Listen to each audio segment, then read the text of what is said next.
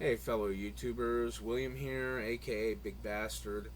When I was going to do this, present this channel to YouTube, so to speak, I was going to do a logo, profile picture, an introductory video so you could get to know a little about me, and a couple pieces of content.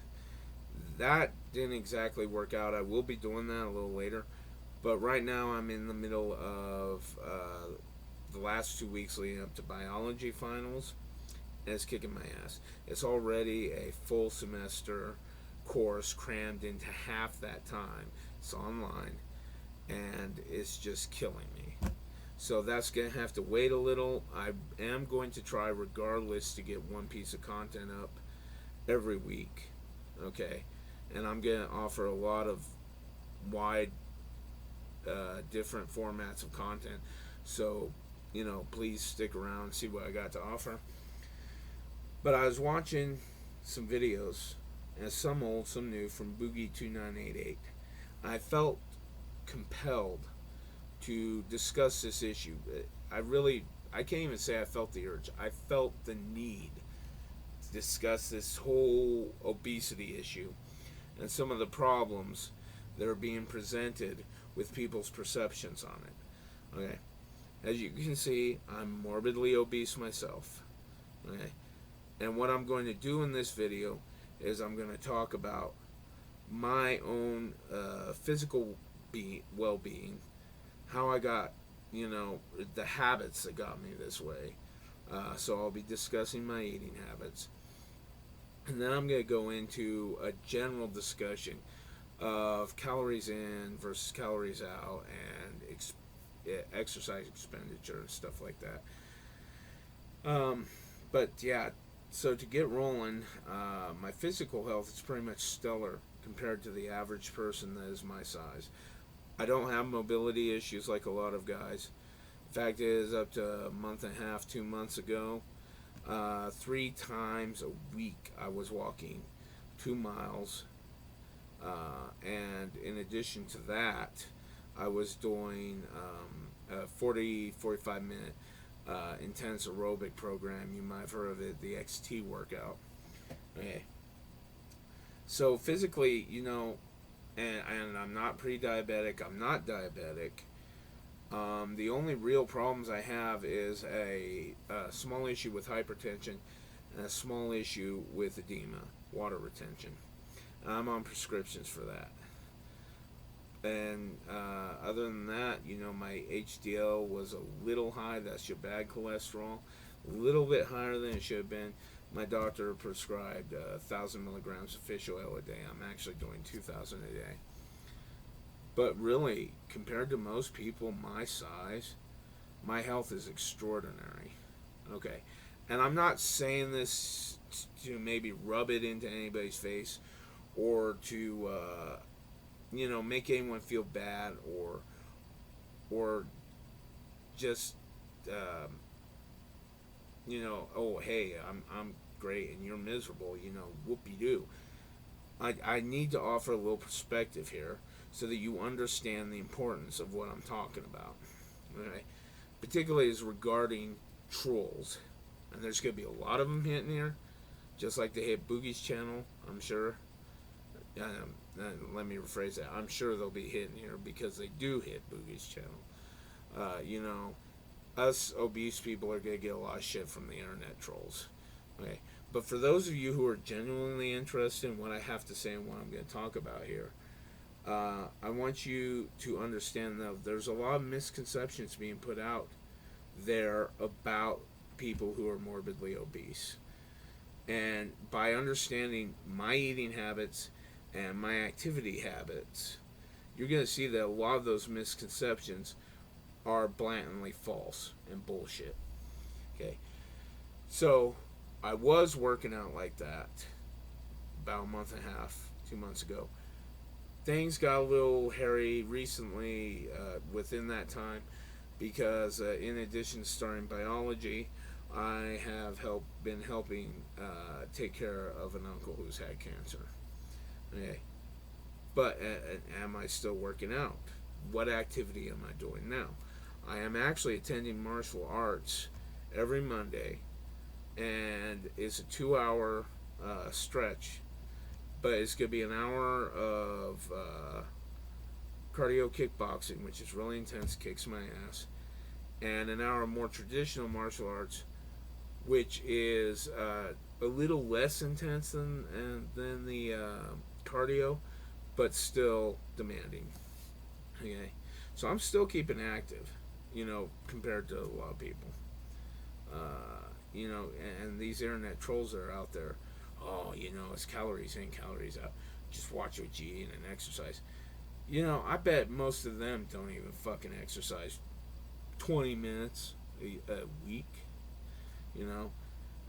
especially if they have all this time to sit behind the computer and troll people.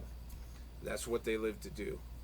But for those of you who, again, are genuinely interested in what I have to say, you can see that activity-wise, I'm not the stinking couch potato slob that these trolls are talking about.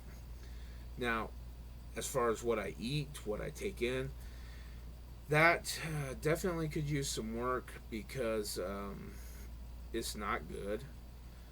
It doesn't mean I'm sitting there just shoveling shit, A lot of these trolls and people who despise obese people put out in Hollywood, oh God, does not help. With images of, like, in Jurassic Park, the original, with that shady fat scientist, I don't even remember his name, and rappers and Coke cans and chips all over the desk.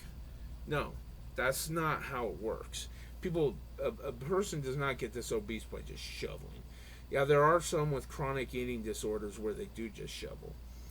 But a lot of this is a combination of metabolic resistance to sugary and starchy foods and eating literally the wrong things.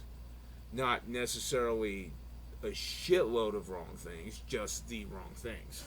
You can have 2 times the portion amount of a certain food, which for a skinny person doesn't do anything to them. But for us, it packs on the weight. Because there is a issue of metabolic resistance here. Okay? There's no excuses here. We're responsible for what we eat. And clearly, I'm not eating lettuce and cottage cheese every day. Okay? So make no mistake, there is an accountability issue. But the images being propagated by Hollywood and even by a lot of physicians and trolls that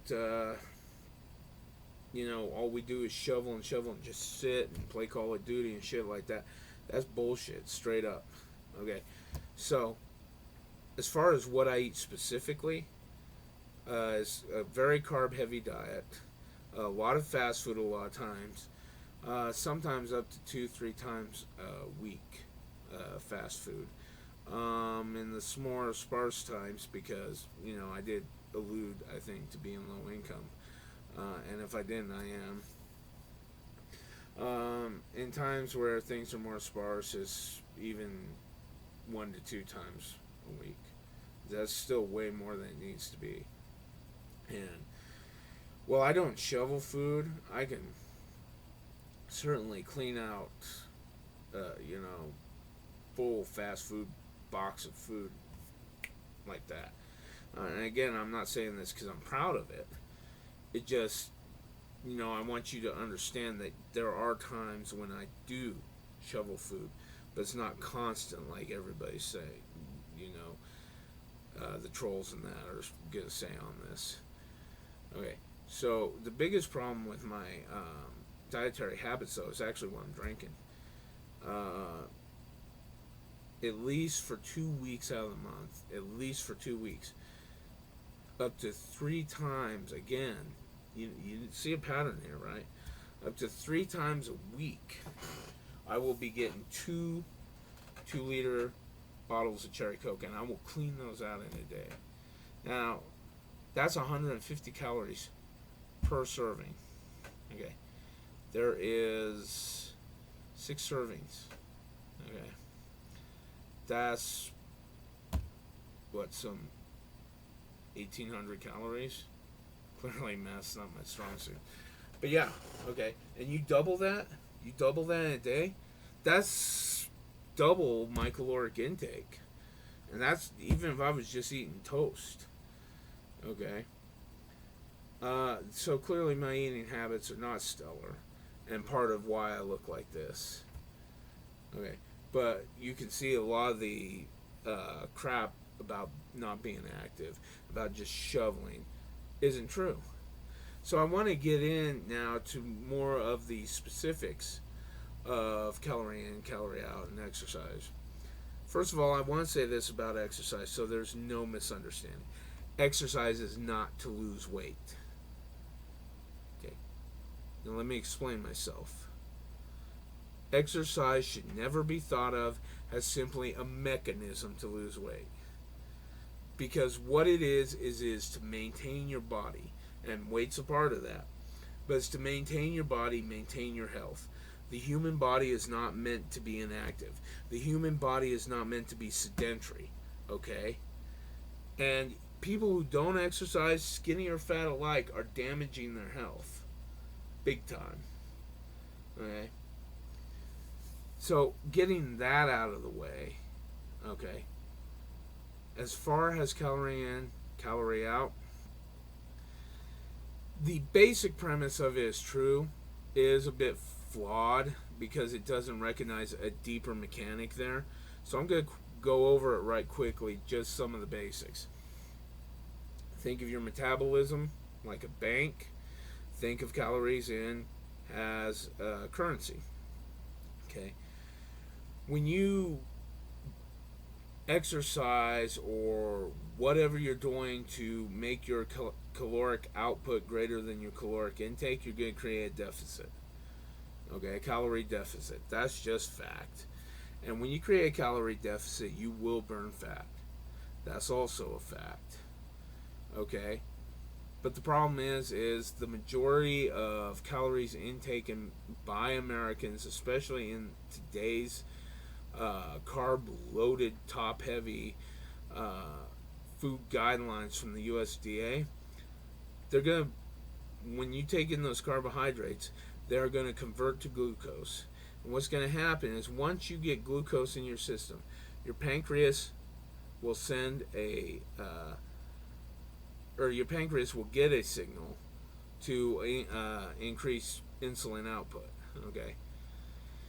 The problem with this is what you're going to do is you're going to create a rapid source of energy, but not a sustainable one. Okay.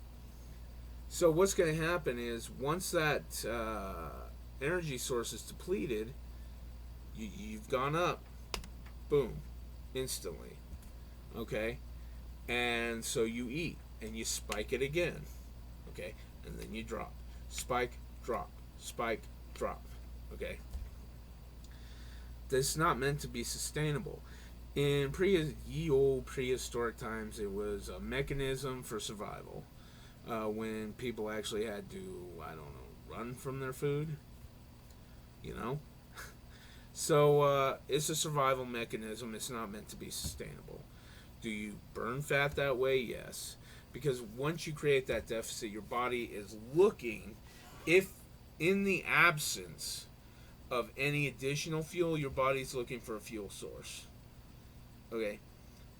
Now it's going to reach for the fat, but while it's reaching for the fat, it's telling your body, it's giving you signals, sorry, blocking my face there, it's giving you signals that it needs more of the primary source that you were using, carbohydrates, and then you're going to go back into a spiking, dropping system.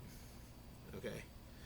Whereas with ketogenic, Paleolithic, Atkins type diets, if you completely remove that source, or I won't say completely, but you severely limit it, you are going to force your body to draw on those fat reserves.